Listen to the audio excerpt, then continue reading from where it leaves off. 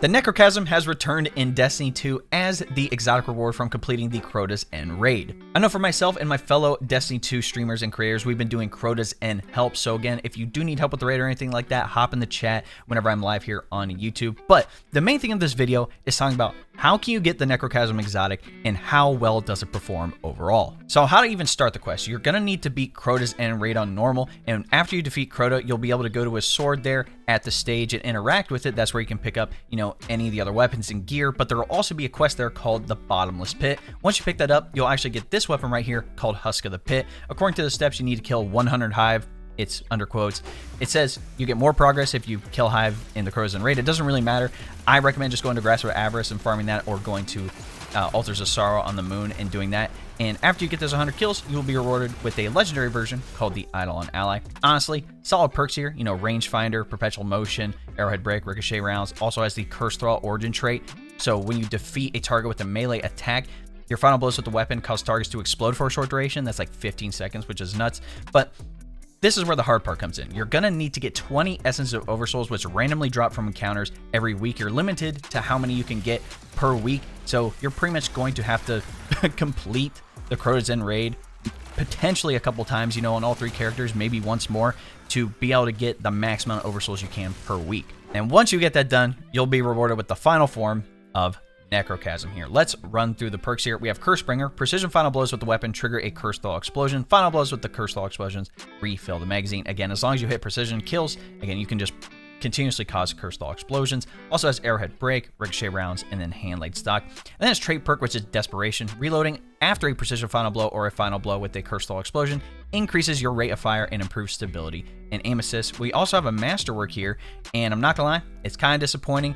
After you get even more Essence of Oversouls, you'll be able to get Outlaw, which doesn't really make a lot of sense considering the weapon's reload speed is already at 76.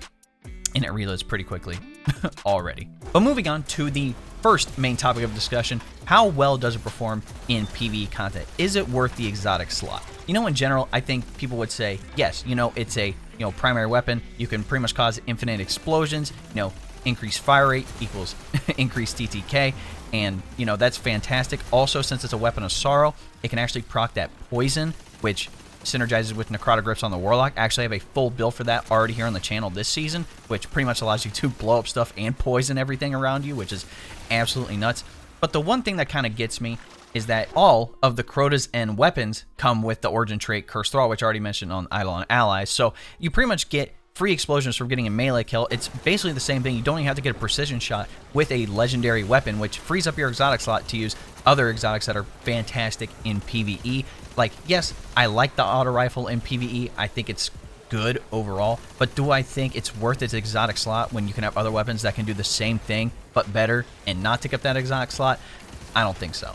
Now, the second topic I wanted to talk about is how well does it perform in PvP, in the Crucible? Is it something that is viable? In my personal opinion, yes. This thing can shred once you get it rolling. It's technically under the rapid fire auto rifle, so you do have to get close. The range on this thing is only 39, but you do have great stability at 94, 65 handling, 76 reload speed, 85 aim assist, a recoil direction of 85, so it's pretty vertical already. And once you get that first kill rolling, that first precision kill rolling, not only are you just causing explosions, which kind of, stops the enemy from all camping together because it can kill another target if they're nearby that explosion. It's similar to chromatic fire on the Warlock. Again, that explosion, if the target's pretty much right on top of it, is going to die from that explosion from how much damage it can do.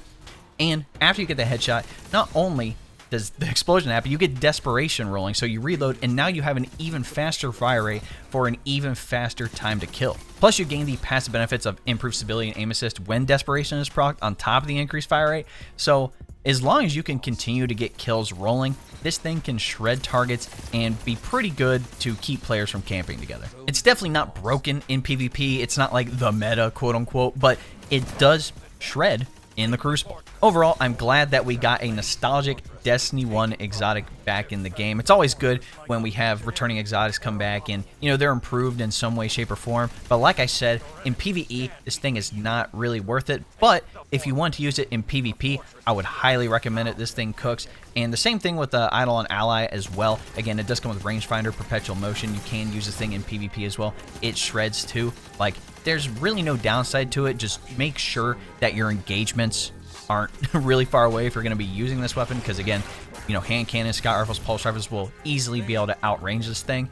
But if you can start cooking with it, the enemies are just going to get shredded. But let me know what you guys think in the comments. Do you like Necrochasm? Do you not like Necrochasm? Is there something that you enjoy using with this weapon in PvE or PvP activities? Definitely let me know, because I'm testing stuff out in this game all the time. In any event, if what you saw was valuable or entertaining, be sure to drop a like on the video, subscribe to the channel, and then turn on the bell next to notifications so you don't miss out on another Destiny 2 video here on the channel. If you didn't know, we live stream here on YouTube and then also on Kick. That link will be in the description. Again, we are mainly going to be playing Destiny 2 here on YouTube. Kick is for a little more variety and whatnot, but if you do want to hop in for any PvE activities, PvP, you know, dungeon helps, Crotas, and raid helps like I talked about in the beginning of the video, again, just hop in the chat. We'll figure something out. And if you want to be proactive, join my Discord. Again, that's where people are going to be talking about playing Destiny 2. People are looking to play the game, but we also have people talking about other games like PC Tech, anime, and more. Lastly, if you want to support the channel even more, you can look into becoming a member. If you don't know what a membership is essentially like a Twitch subscription.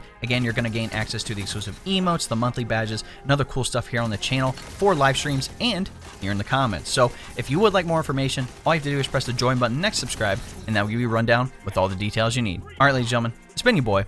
We'll catch you in the next one. Cheers!